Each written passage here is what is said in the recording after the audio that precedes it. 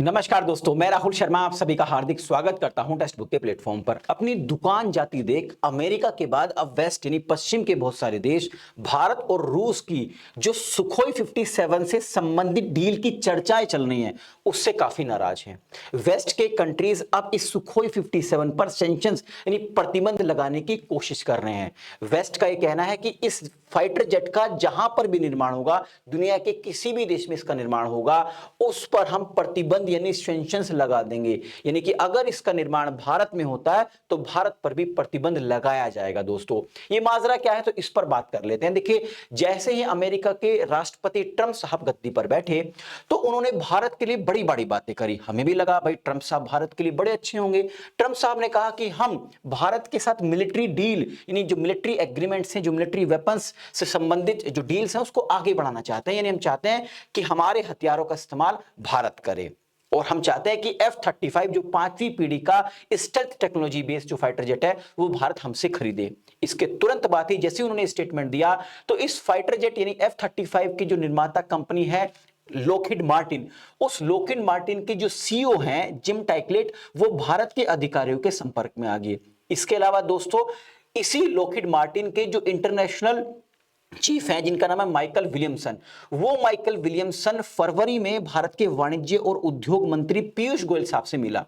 वहां पर पीयूष गोयल साहब को उन्होंने अलग अलग तरीके के ऑफर दिए इस F-35 से संबंधित कि आप हमसे खरीदेंगे तो ये फायदा होगा, वो फायदा होगा, मतलब फायदों की झड़ी लगा दी। लेकिन भारत की ओर से कहा गया कि हम चाहते हैं कि मेक इन इंडिया के तहत इसका निर्माण भारत में हो, यानी F-35 का निर्माण भारत में हो। लेकिन जैसे ही उन्होंने सुना तो वो पीछे हट गए, क्योंकि वो नहीं चाहते कि इसका सोर्स कोड या फिर इसकी टेक्नोलॉजी भारत के हाथ में लगे। अब इसके तुरंत बाद ही जैसे उन्होंने थोड़ा पीछे हटे, इसके तुरंत बाद ही भारत के जो वायुसेना के प्रमुख हैं उन्होंने एक स्टेटमेंट दे दिया। उन्होंने कहा कि फाइटर जेट खरीदना कोई फ्रिज की तरह नहीं है कि जैसे फ्रिज को देखा और खरीद के लिए आए, इसमें हमें बहुत कुछ देखना पड़ता है। यानी कि इसके बाद ये तो कंफर्म था इस तरीके के स्टेटमेंट के बाद कि भारत चाहता है कि इन फाइटर जेट का निर्माण अगर भारत में होगा तो ही भारत खरीदेगा, अदरवाइज नहीं खरीदेगा। वैसे मैं आपको बता दूं दोस्तों, इस समय भारत में लगभग 100 से ज्यादा फाइटर जेट्स की रिक्वायरमेंट है। जिस तरीके से पाकिस्तान, चीन, बांग्लादेश इर्द गिर्द भारत घिरा हुआ है तो भारत को तो ज्यादा से ज्यादा फाइटर जेट्स की रिक्वायरमेंट है।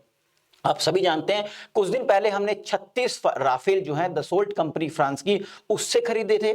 इसके अलावा जो हमारी अभी एयरफोर्स में शामिल भी हो चुके हैं, इसके अलावा हमने उनको 26 जो राफेल का नेवी वर्जन है यानी जो मरीन वर्जन है उसका ऑर्डर दिया है जो 2030 तक भारतीय सेना में शामिल हो जाएगा। लेकिन यहां पर भी वही दिक्कत, इस राफेल जो है, राफेल की निर्माता कंपनी दसोल्ट, उसने भारत को ना तो टेक्नोलॉजी दी ना ही सोर्स कोड दिया।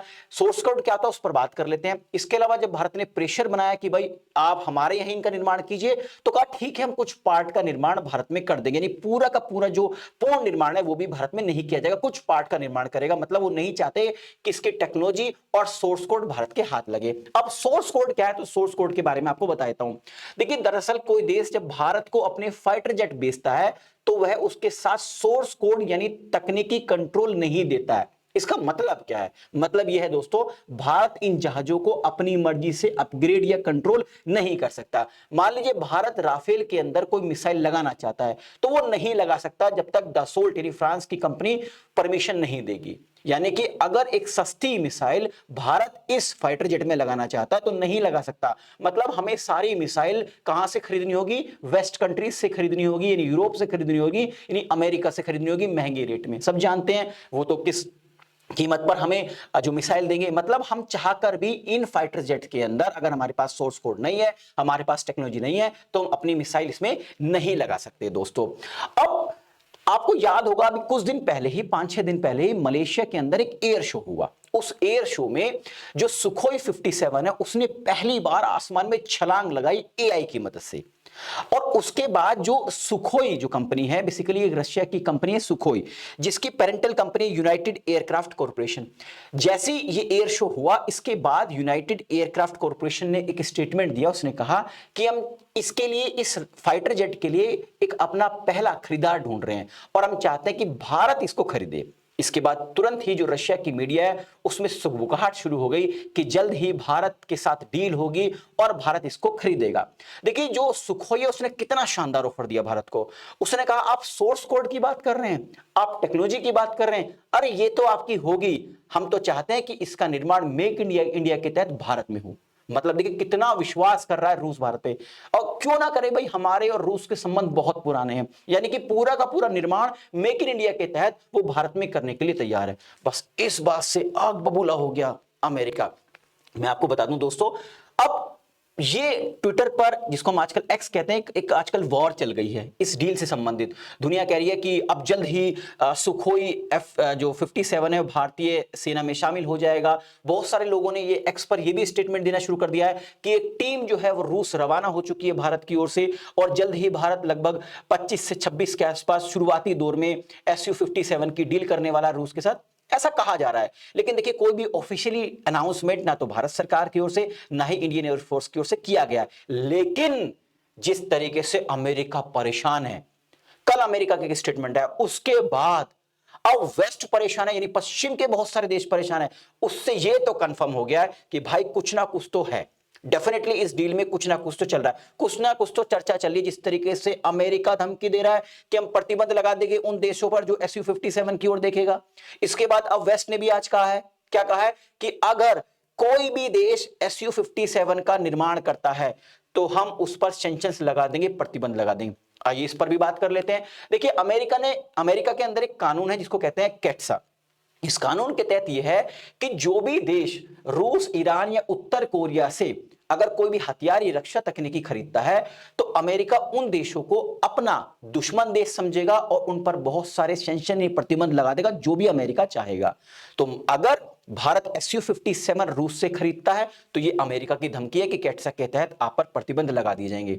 यह कोशिश S-400 के समय में की गई थी अमेरिका की ओर से, लेकिन अमेरिका पीछे हट गया। बहुत चालाक और शाना देश है दोस्तों, उसको दिखाई दे रहा है कि भारत एक बहुत बड़ा मार्केट है, बाजार है, अगर भारत से छेड़ने की कोशिश करी तो मार्केट हाथ से जाता दिखाई देगा। लेकिन दोस्तों अब ठीक इसके बाद वेस्ट के बहुत सारे देश जैसे जर्मनी हुआ, फ्रांस हुआ, स्वीडन हुआ, उन्होंने भी एक स्टेटमेंट दिया है जिसमें अक्टूबर 2024 में, जिसमें जब Su-57 के निर्माण की बात चल रही थी तो वेस्ट के ने कहा था, यानी पश्चिम के देशों ने कहा था कि जो हम Su-57 पर प्रतिबंध लगा रहे हैं, यानी कि Su-57 का रॉ मटेरियल अब वेस्ट के कोई भी देश नहीं देंगे। लेकिन उसके बावजूद भी इस सुखोई 57 का रूस ने निर्माण कर दिया। रूस का कहना है कि हमें रॉ मटेरियल की पश्चिम के देशों से कोई भी आवश्यकता नहीं है, हम इतने कैपेबल हैं कि इसका रॉ मटेरियल हम खुद जनरेट कर लें। लेकिन दोस्तों अब जैसे ये सुखोई 57 की भारत से डील की चर्चा चल रही है तो दोबारा से वेस्ट की ओर से एक स्टेटमेंट दिया गया है। अब स्टेटमेंट को थोड़ा सा और आगे बढ़ा के रखा गया है। तो वेस्ट ने कंट्री जो जैसे स्वीडन है, जर्मनी है, इनकी ओर से कहा गया है कि जो भी देश Su-57 का निर्माण करेगा यानी प्रोडक्शन करेगा, हम उस पर प्रतिबंध लगाएंगे, यानी उसको किसी भी तरीके का रॉ मटेरियल नहीं देंगे और जो भी हम पे प्रतिबंध लगाया जा सकता होगा हम वो लगाएंगे। मतलब उनके दिमाग में आ चुका है कि भारत में टेक्नोलॉजी ट्रांसफर होगी, सोर्स कोड ट्रांसफर होगा, इवन भारत में इनका निर्माण होगा, तो क्यों ना भारत को दबाने की कोशिश की जाए। अब सवाल उठता है यार ये इतने देश परेशान क्यों है, अमेरिका परेशान है और ये पूरे के पूरे वेस्ट कंट्रीज परेशान है, उसका रीजन क्या है, उसका माजरा क्या है, तो आइए आपको बताता हूं। देखिए यहां पर आप एक टेबल देख रहे होंगे, इस टेबल में उन सारे फाइटर्स जेट की डिटेल दी गई है, उनके नाम दिए गए हैं जिनको कोशिश की जा रही है कि ये भारत को बेचे जाएं। जैसे अमेरिका कोशिश में लगा हुआ F-35 को बेचने के लिए, F-21, F-18 सुपर हॉर्नेट, लेकिन F-35 उनके प्रायोरिटी में है। इसके अलावा फ्रांस ने राफेल भारत को बेचा ही है। ब्रिटेन जो है वो चाहता है कि टेम्पेस्ट जो भविष्य का जेट है वो भारत खरीदे उनसे। जर्मनी चाहता है कि euro fighter typhoon Bharat Germany से खरीदे। इसके अलावा स्वीडन चाहता है कि जो ग्रिफन एक्सपोर्ट वर्जन है वो भारत खरीदे उनसे। तो यानी कि ये सारे के सारे जो वेस्ट के जो देश हैं ये चाहते हैं कि भारत इनसे ये फाइटर जेट खरीदे, क्योंकि उनको पता है कि भारत को लगभग इस समय 100 से ज्यादा के फाइटर जेट्स की रिक्वायरमेंट है। अब आप देखिए, अगर मैं एक आपको F-35 का प्राइस बताऊं तो 680 करोड़ से लेके 900 करोड़ के आसपास का एक ये F-35 है। इसके अलावा राफेल की अगर मैं बात करूं तो 800 से लेके 900 करोड़ के आसपास के इसकी एक यूनिट की कीमत है। अगर मैं कहूं ऑन एन एवरेज एक फाइटर जेट की कीमत 600 करोड़ रुपए है।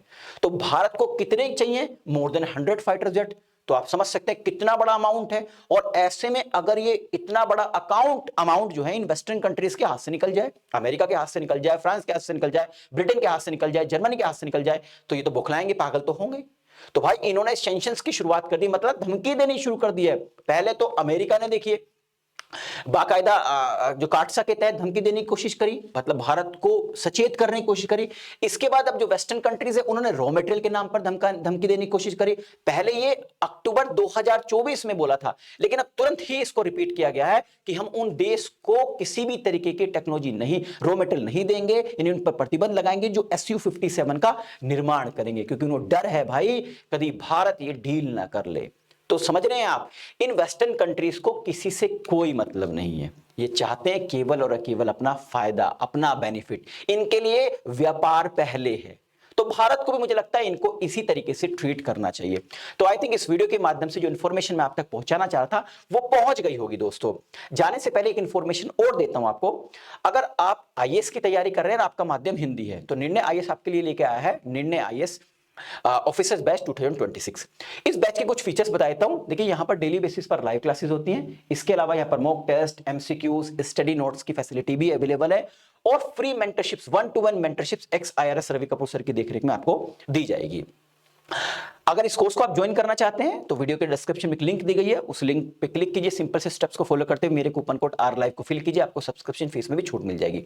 इसके अलावा अगर आप डेली बेसिस पर, वीकली बेसिस पर, मंथली बेसिस पर और ईयरली बेसिस पर free of cost current affairs की पीडीएफ चाहते हैं, तो इसी वीडियो के डिस्क्रिप्शन में गूगल फॉर्म है, उस गूगल फॉर्म को फिल कीजिए और फ्री ऑफ कॉस्ट मैं फिर बोल रहा हूं, आप इस पीडीएफ को डाउनलोड कर सकते हैं। तो वीडियो पसंद आई तो लाइक और शेयर करना ना भूलें, ताकि मुझे एक मोटिवेशन मिल सके दोस्तों इस तरह कंटेंट बनाने के लिए। अगर आप हमारे चैनल पर पहली बार आए हैं तो चैनल को सब्सक्राइब कीजिए और बेल आइकन को प्रेस करना ना भूलें, ताकि जो भी मेरे लेटेस्ट वीडियो आए उसका नोटिफिकेशन आप तक पहुंचता रहे। दोस्तों इस वीडियो के अगर आप पीडीएफ चाहते हैं तो इस क्यूआर कोड को स्कैन कीजिए, आप मेरे टेलीग्राम से जुड़ सकते हैं, वहां पर इस वीडियो का पीडीएफ आप सभी के लिए अवेलेबल है। आप सभी का जुड़े रहने के लिए बहुत बहुत शुक्रिया। नमस्कार, जय हिंद दोस्तों।